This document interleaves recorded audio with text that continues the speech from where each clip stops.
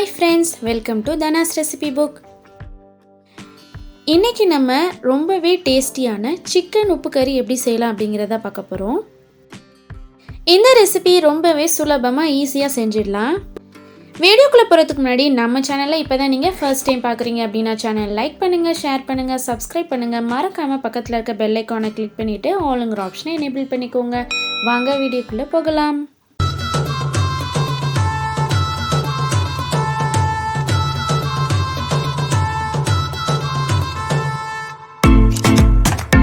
ஒரு அரை கிலோ சிக்கனை நல்லா க்ளீன் பண்ணிவிட்டு இப்போ இதில் நம்ம ஒரு 2 டேபிள் ஸ்பூன் அளவு இஞ்சி பூண்டு விழுது சேர்த்துக்கலாம். அது கூட 1 டீஸ்பூன் அளவு உப்பு சேர்த்துக்கலாம். இப்போ இதை நல்லா கைவிட்டு நல்லா மிக்ஸ் பண்ணிக்கலாம். நல்லா மிக்ஸ் பண்ணிவிட்டு இதை நம்ம ஒரு ஓரமாக ஒரு 15 மினிட்ஸ் அப்படியே வச்சாதான் நமக்கு சிக்கனில் அதோட உப்பு இஞ்சி பூண்டு சாறு எல்லாமே இறங்கி நல்லா சூப்பரான ஒரு ஃப்ளேவர் கிடைக்கும். இப்போ தேவையான பொருட்கள் என்னென்னு பார்க்கலாம். 1 டீஸ்பூன் சோம்பு, 2 பிரியாணி இலை, கொஞ்சமாக கொத்தமல்லி, ஒரு 10லேருந்து 15 சின்ன வெங்காயம், 1 டீஸ்பூன் மிளகு, 4 வரமிளகாய் எடுத்துருக்கிறேன். இதில் மெயினே வரமிளகா தான். என்னோட மிளகாய் வந்து ரொம்ப காரமாக இருக்கும், அதனால் 4 தான் எடுத்துருக்கிறேன். உங்களுக்கு காரம் ரொம்ப கம்மியாக இருக்கும் உங்கள் வரமிளகா அப்படின்னா 10லேருந்து 15 எடுத்துக்கோங்க. ஒரு 8 பல் பூண்டை வந்து நல்லா நச்சு வச்சுருக்கிறேன். அதுக்கப்புறம் கொஞ்சமாக ஒரு கொத்து கருவேப்பிலை. இவ்வளோ தான் இதோட இன்க்ரீடியன்ட்ஸ். இப்போ நம்ம எப்படி செய்யலாம் அப்படிங்கிறத பார்க்கலாம். ஸ்டவ் ஆன் பண்ணிவிட்டு கடாய் வச்சுட்டு அதுக்கப்புறம் அதில் ஒரு 3 டேபிள் ஸ்பூன் அளவு எண்ணெய் சேர்த்துக்கலாம். எண்ணெய் நல்லா காஞ்சதும் அதில் 1 டீஸ்பூன் சோம்பு, பிரியாணி இலையும் சேர்த்துக்கலாம். அதுக்கப்புறம் நம்ம நச்சு வச்சுருக்கிற பூண்டை சேர்த்துக்கலாம். அதுக்கப்புறம் நம்ம எடுத்து வச்சிருக்கிற வரமிளகாவையும் சேர்த்துக்கலாம்.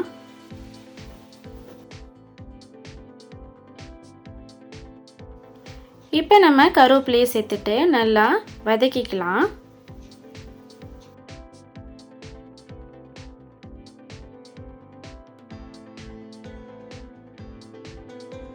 பூண்டு நல்லா வதங்கணும், அப்போ தான் நமக்கு நல்லா ஃப்ளேவர் கிடைக்கும்.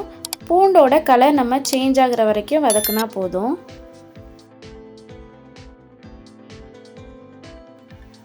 பூண்டோட கலர் நல்லா சேஞ்ச் ஆகிடுச்சு. இப்போ நம்ம இந்த சின்ன வெங்காயத்தை சேர்த்துக்கலாம். சேர்த்துட்டு நல்லா வதக்கிக்கலாம். இப்போ நம்ம ஒரு அரை டீஸ்பூன் அளவு உப்பு சேர்த்துட்டு இந்த வெங்காயம் நல்லா வதக்கி விடலாம். உப்பு சேர்க்குறதால வெங்காயம் சீக்கிரமாக வதங்கும்.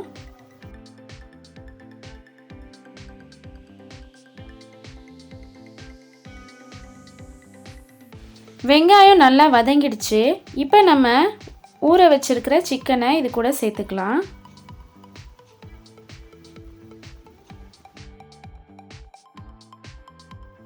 சேர்த்துட்டு நல்லா மிக்ஸ் பண்ணிக்கலாம்.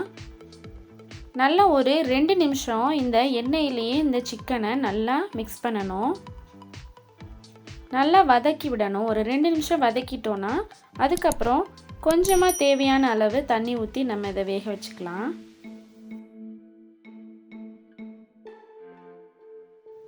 இப்போ பாருங்கள் 2 நிமிஷம் நல்லா வதக்கியாச்சு. இப்போ நம்ம கொஞ்சமாக தேவையான அளவு தண்ணி, லைட்டாக இந்த சிக்கன் மூழ்கிற அளவுக்கு தண்ணி சேர்த்தா போதும், நிறையா சேர்க்க வேணாம். ஏன்னா சிக்கனில் ஆல்ரெடி தண்ணி வந்து வேகும்போது வெளியே வரும், அதனால் கொஞ்சமாக தண்ணி சேர்த்துக்கலாம். சேர்த்துட்டு இப்போ கொஞ்சமாக உப்பு சேர்த்துட்டு நல்லா மறுபடியும் ஒரு மிக்ஸ் பண்ணிவிட்டு நம்ம மூடி போட்டு ஒரு 20 நிமிஷம் மீடியம் ஃப்ளேமில் வச்சிடலாம். 20 நிமிஷம் கழித்து ஓப்பன் பண்ணி பார்க்கலாம். பாருங்கள் தண்ணி நல்லா வற்றிருக்கு, இன்னும் கொஞ்சம் கூட தண்ணி இருக்குது.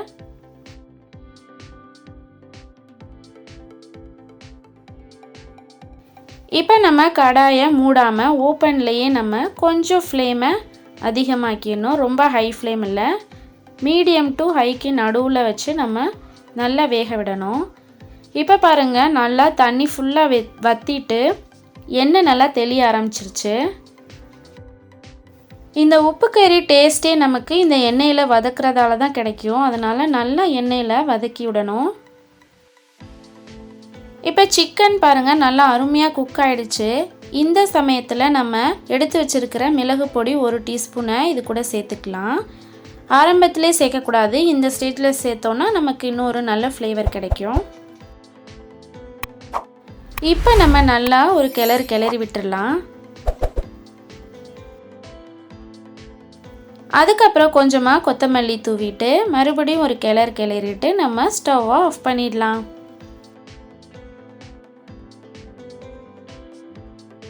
அவ்வளோதாங்க, சிக்கன் உப்பு கறி ரெடி.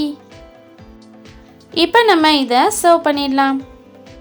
நீங்களும் இந்த ரெசிபியை ட்ரை பண்ணி பாருங்கள். ட்ரை பண்ணி பார்த்துட்டு எப்படி இருந்ததுன்னு கமெண்ட் பாக்ஸில் சொல்லுங்கள். மீண்டும் உங்களை இன்னொரு சூப்பரான ரெசிபியோடு சந்திக்கிறேன். அது வரைக்கும் பை பாய்.